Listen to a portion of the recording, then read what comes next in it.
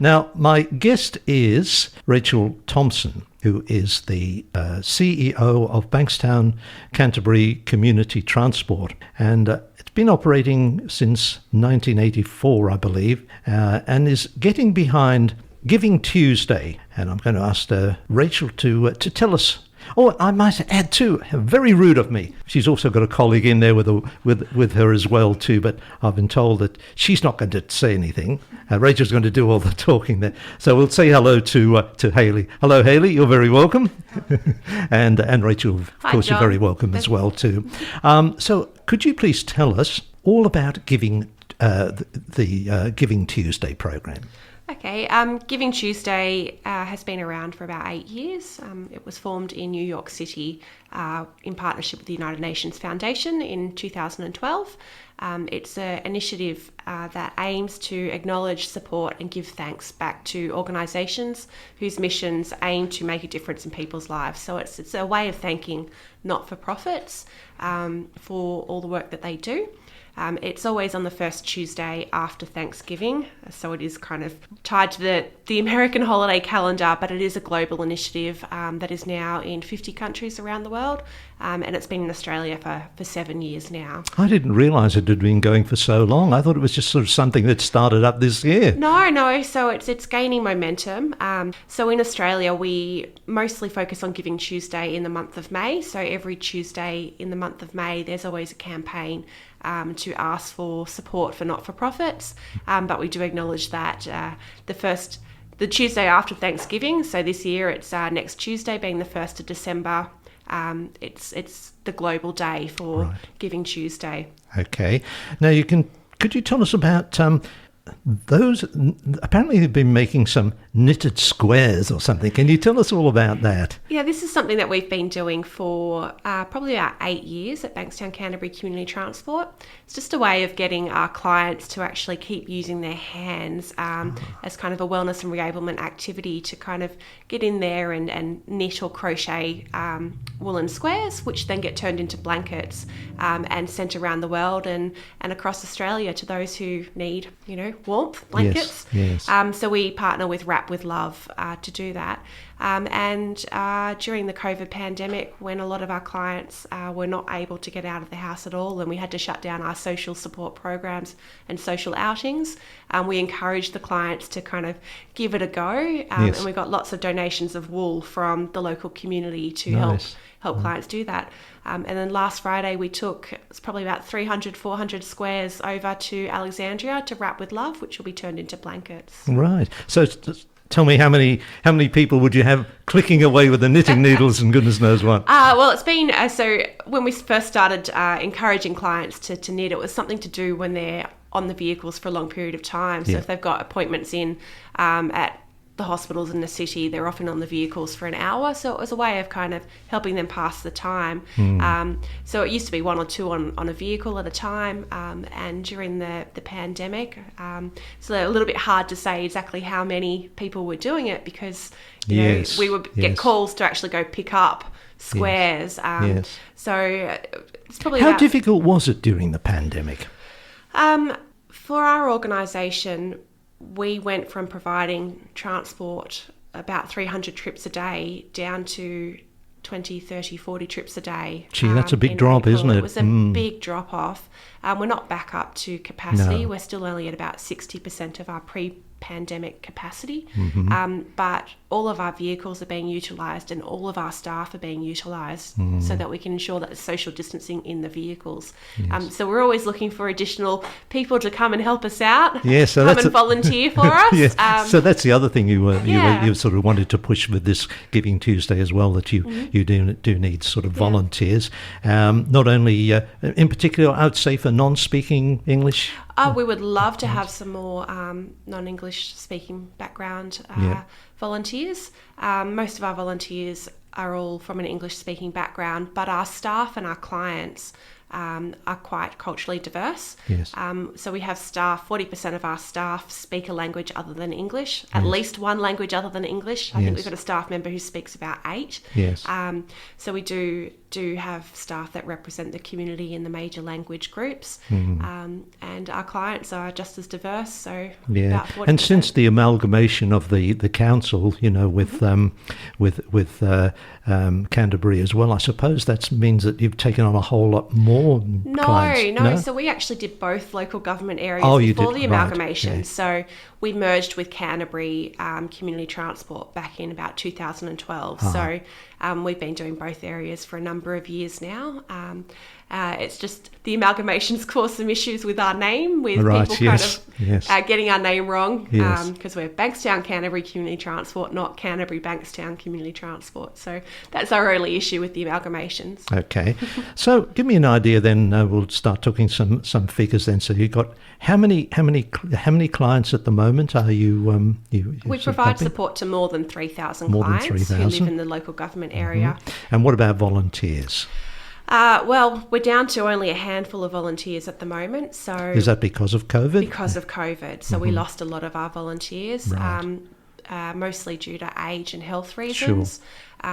We lost a couple of staff members who have not come back to work to drive for us yet. Once again, due to age and health reasons, doctors have not signed off on them coming back to the office.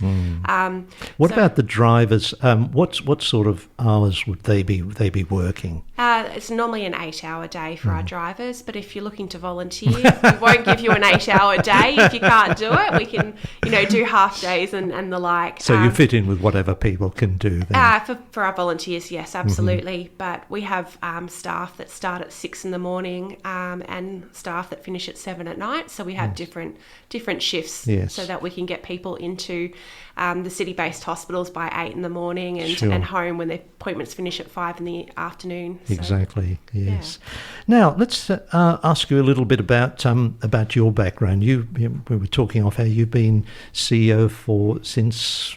2016. 2016. That's 4 years, yeah. And what's your background before coming into, or were you with the organisation? I sat on the board prior to taking on the CEO role. I'd just gone through a restructure for a government department and was out of work when the previous CEO left, and the board asked if I'd step in for a few months. And a few months has turned into 4.5 years. Yeah. So I've got a background in politics and government work. Mm-hmm. And what does your job involve? Coming and talking to people like you.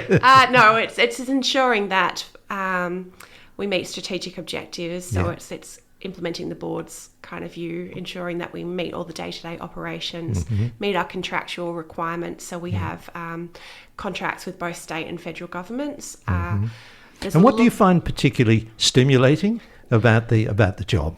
Coming back to Giving Tuesday, it's because it's a giving organisation, a caring organisation. Yes. It's not where I ever saw myself being, but I think it's the job I've had the most satisfaction from. Yes. And it's always lovely to see the feedback from the people that we help and support. Yes. So it's a really lovely organisation, and I think all the staff feel the same way. Yes. I see Hayley nodding her head there, yes.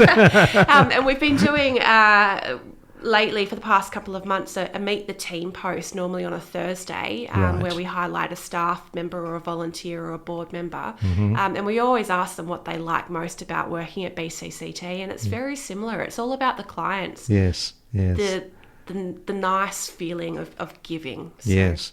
And how does that work? How does that sort of transform into the coming festive season? Because I imagine that's going to be pretty busy for you as well, is it? Well, yes and no. So as I said before, our transport demand is still quite down.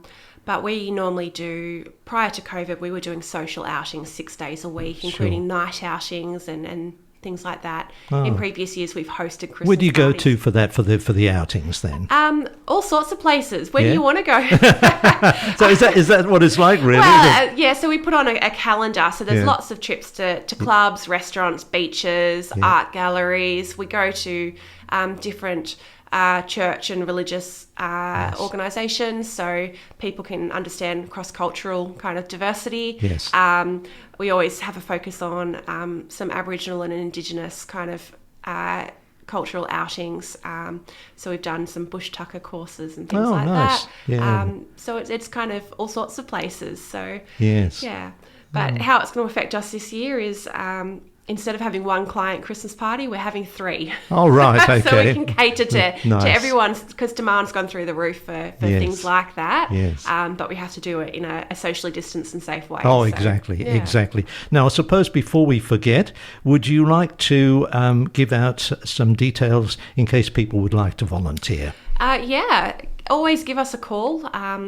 I think a phone call is probably best Sure. to get the information. So our phone number is 9772 4928, or you can visit our website, although I will say that's kind of under construction. We're about to launch a new website, but that's BCCT, standing for Bankstown Canterbury Community Transport.com.au, or you can find us on Facebook as well. Good, excellent.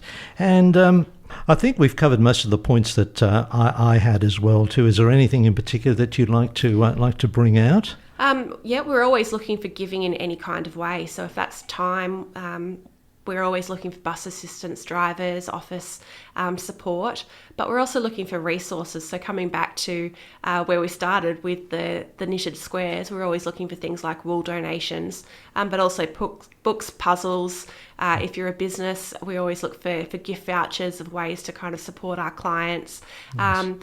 Money is always nice, but money's always good. Money is always nice, but we would prefer the time donations and having more volunteers. Yes, I'm sure. Because obviously the human contact, because it's ongoing. Yeah, and our volunteers get a lot back from that human interaction. So it's not just coming in and doing something for the good of the community. You're actually seeing the impact that you're having. You're having that direct contact with those who need our assistance. Well, look, it's been wonderful. It's been really nice talking to you, most enlightening as well, too. So thank you both very much. Haley as well, thank you for coming in. So you've been taking some photographs while we've been talking away. So, look, thank you so much for coming in. And Thanks for having us. we might get you in again at some stage if you That'd be great. something else happening. Thanks, so, John. Thank you so much.